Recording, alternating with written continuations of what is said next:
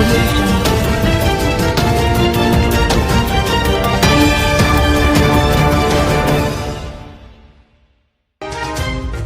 Merapur बरसां सामट्रिया staff वटि लाडाऊशर बिरादरी जे 62 माण्हुनि शमीर शर, शमन शर, शमशाद शर ऐं इरफान शर, सुराब शर जो लखें रुपयनि जो क़ुर्बानी जो गाबो मारे छॾियो।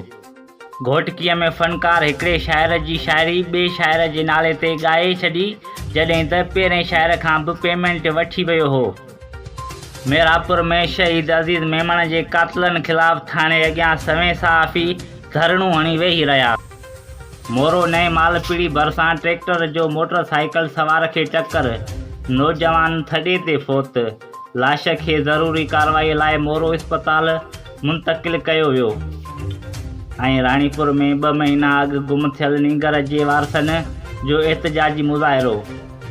अकेलेती बिरादरी सां तालुक़ रखंदड़ संतकारनि राजेश कुमार ऐं जितेंद्र कुमार पारां मीडिया क्लब टंडो आदम पहुची एहतजाज कयो। नाज़रीन, ही हुयूं हिन वक़्त जूं हेडलाइंस। तफ़सीली ख़बरूं ॾिसंदा हिकु नंढड़े ब्रेक खां पोइ। सिंध मोहब्बत ऐं ख़ुलूस जो ॿियो नालो, ऐं असां सिंधियुनि खे शाह लतीफ़ सचल सरमस्त नफ़रत करणु त सेखारियो कोन्हे। त पोइ अचो मोहब्बत ऐं ख़ुलूस जी इन धरतीअ ते नफ़रत ऐं दहशतगर्दी जी हवा खे तूफ़ान बणजण खां पहिरें ख़तमु कजे। पंहिंजे उसे पासे जो ख्याल रखो ऐं को भी मशकूक शय की इतला फौरन पुलिस स्टेशन ते दियो। फेयर एंड लवली का नया नाम अब है glow and lovely. Fair and lovely का नया नाम अब glow and lovely. Fair and lovely अब ग्लो एंड लवली। क्यों? क्योंकि अब निखार से बढ़कर मिलेगा HD ग्लो। पेश है ग्लो एंड लवली। इसके मल्टीविटामिन गहराई में जाएं, दाग धब्बे घटाएं और चेहरे को दे बेहतरीन ग्लो। नई पहचान का ग्लो, ग्लो एंड लवली। नाज़रीन, सोराब शर मीडिया सां ॻाल्हाईंदे चयो त मुंहिंजी क़ौम जे माण्हुनि शमीर शर, शमन शर, शमशाद शर ऐं इरफान शर मुंहिंजो क़ुर्बानी जो गाबो चोरी काहे मारे छॾियो। सोराब शर चयो त मुंहिंजो क़ुर्बानी जो गाबो शमीर शर वारनि जे माल सां गॾिजी वियो। असां पंहिंजे गाबे जी जीअं ई ॻोल्हा कई त गाबो असांखे न मिली सघियो। असां शमन शर वारनि खां पुछो त असांजो गाबो तव्हांजे माल सां गॾिजी घर आयो आहे, पर उन्हनि असांखे साफ़ इनकार करे छॾियो। वेतर असांखे दॿाइण लॻा ऐं कूड़ी NC कोटड़ी कबीर चौकी ते कटराई। पर असां जॾहिं गाबे जो पीछो कयो त हिननि जे घरनि मां ज़ाहिर थियो। सोराब शर चयो त मुंहिंजो गाबो हू फॿाइण पिया चाहिनि। मां SSP नौशरो फिरोज़ DSP मेहरापुर खे पुरज़ोर अपील थो कयां त मूंसां इंसाफ़ कयो वञे। शाइर वफ़ा ख़ालिद गाॾी जो घोटकीअ जे फ़नकार सुहेल गोपांग ख़िलाफ़ एहतजाजी मुज़ाहिरो कंदे चयो त फ़नकार सुहेल गोपांग खे मां पंहिंजी शाइरी ॾिनी हुई ऐं घुर जा पैसा बि 5000 ॾिना हुआ, पर हुन मुंहिंजी शाइरी ॿिए शाइर जे नाले सां ॻाई आहे। मूंखे वॾो अफ़सोस थियो। असां शाइर आहियूं, पंहिंजी शाइरी कंदा आहियूं, पर घोटकी जे फ़नकार मूंसां वॾो धोखो कयो आहे। मां पंहिंजा पैसा घुरिया आहिनि त मूंसां बदतमीज़ी सां पेश थो अचे ऐं घटि वधि ॻाल्हाए थो। मां आला अख़्तियारनि खां इहो मुतालबो थो कयां त मूंसां इंसाफ़ कयो वञे ऐं मूंखे पंहिंजी पेमेंट वापसि कराई वञे।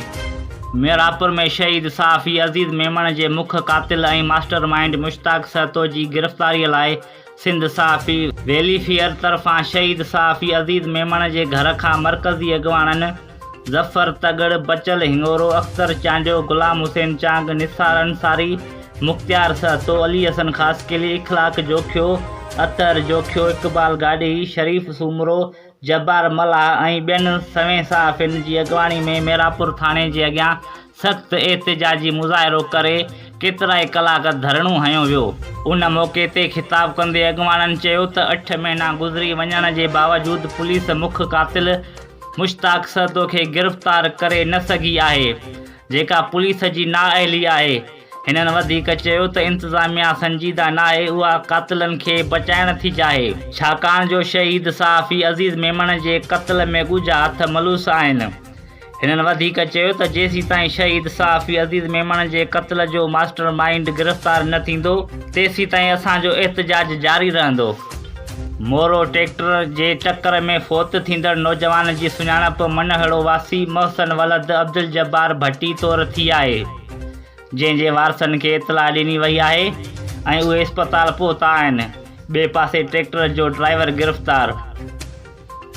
अक़लियती बिरादरी सां तालुक़ रखंदड़ संतकारनि राजेश कुमार ऐं जितेंद्र कुमार मीडिया सां ॻाल्हाईंदे चयो त झोल रोड ते असांजो 22 मण भू रखियलु आहे।